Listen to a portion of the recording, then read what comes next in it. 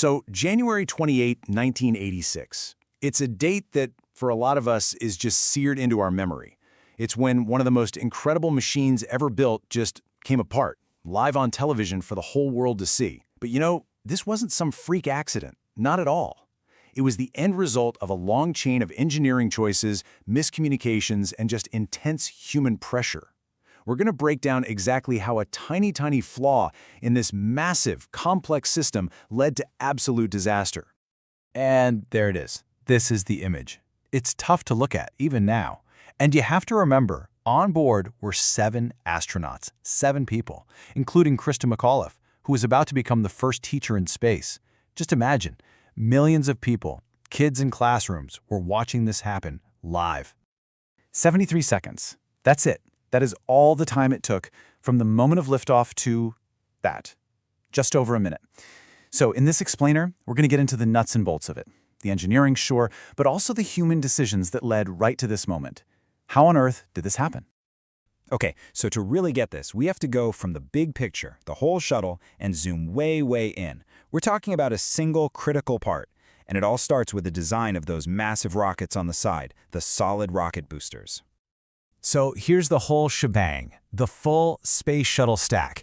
It's an absolute marvel of engineering, right? You've got the orbiter, that's the part that looks like a plane where the crew rides. It's attached to that huge orange external tank, which is basically just what it sounds like, a giant tank of fuel. And then you have the 2 big white rockets strapped to the sides. And these are the solid rocket boosters, or SRBs. These things are just beasts. They provide something like 80% of the raw power needed to just lift this entire thing off the ground. Now, a huge part of the whole shuttle program was about saving money, believe it or not. So these boosters were actually designed to be reusable. They'd drop into the ocean, get picked up, and used again. But that reusability led to a really critical design choice. See, these SRBs were so massive, they couldn't ship them from the factory out in Utah all the way to Florida in one single piece. So what they do? They built them in sections. Then they'd stack them up and bolt them together at the launch site. And the seams where these huge segments connect, they're called field joints. Remember that name. So how do you seal those joints? How do you keep thousands of degrees of pressurized, burning gas from just blasting out the sides? Well, it all came down to this, an O-ring. Yeah, a simple rubber ring, barely more than a 1/4 inch thick. That was it. That was the only thing standing between controlled thrust and a catastrophic leak.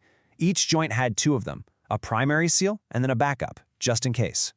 Now this is where a huge design flaw comes into play. And get this, they knew about it all the way back in 1977. The moment that rocket ignites, the pressure inside is so immense that it actually causes the steel casing of the booster to bulge outwards, just a tiny bit. They called it joint rotation. And the problem is, that flexing actually pries open the joint, making the gap bigger. So that backup O-ring, the one that was supposed to be the safety net, well, this joint rotation meant it might not even be in the right position to seal the gap if the first one failed. That safety net, it was basically an illusion. Okay, so let's put it all together. Here's the fatal chain reaction. First, it's cold outside. Really cold. That makes the rubber in the O-ring get stiff and lose its bounce. Then, ignition. The joint rotates, the gap opens up. But because the O-ring is so stiff from the cold, it can't expand fast enough to plug that gap. And for just a split second, a puff of super hot gas, we're talking thousands of degrees, blows right past the seal. This blow-by erodes the O-ring, and suddenly, you don't have a seal anymore. You have a leak. And that leak is basically a blowtorch aimed directly at that giant orange fuel tank. Now here's the really wild part of this whole story. None of this was a surprise. They knew this could happen. This next chapter isn't just about engineering. It's about psychology. It's about how something obviously dangerous can slowly start to seem, well, normal. It's a phenomenon called the normalization of deviation. Look at this timeline. They spotted the joint rotation problem way back in '77. Then, through the early '80s, they kept finding evidence of O-ring damage after flights came back. They'd see soot and erosion. It was happening. But the shuttle always came back safely. And every time it landed okay despite the damage, the problem seemed a little less scary. The deviation from the design was becoming the new normal. It got to the point where, by August of 1985, the official word from NASA was that this risk was acceptable. And just think about this.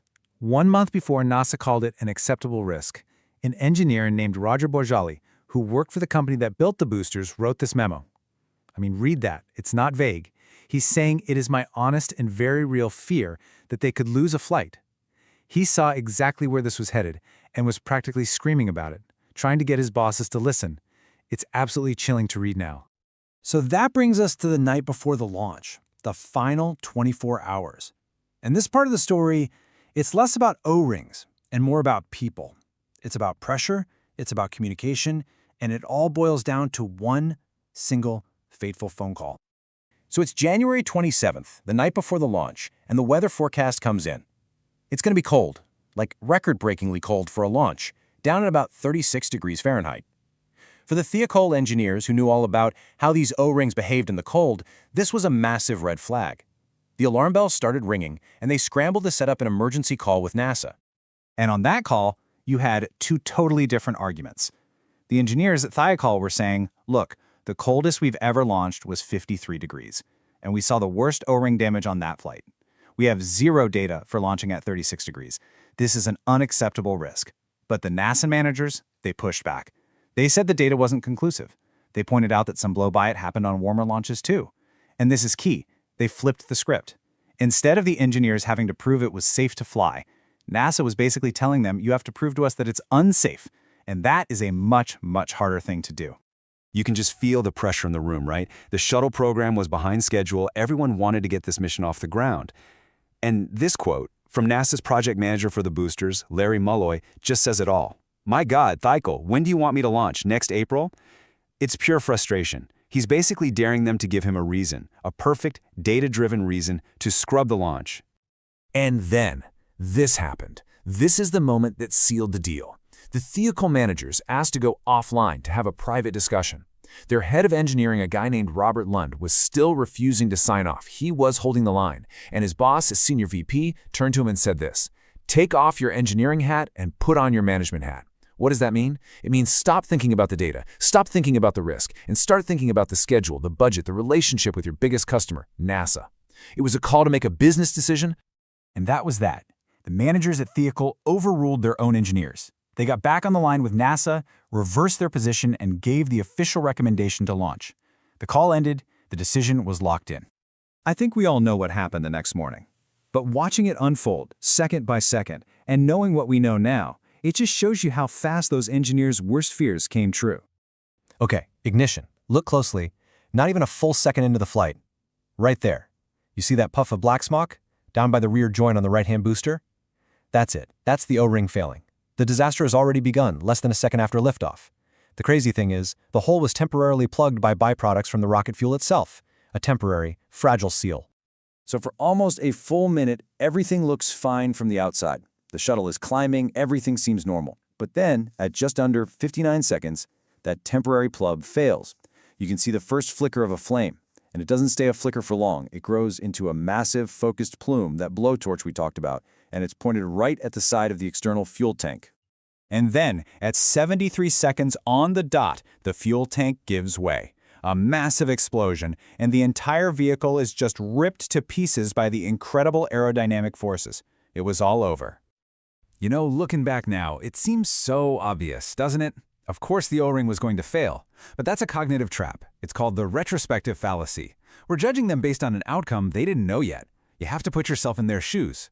For the NASA team, the O-ring wasn't some special, unique risk. It was just one of 745 different components on the shuttle that were labeled Criticality 1. That means a failure in any one of them could bring the whole thing down.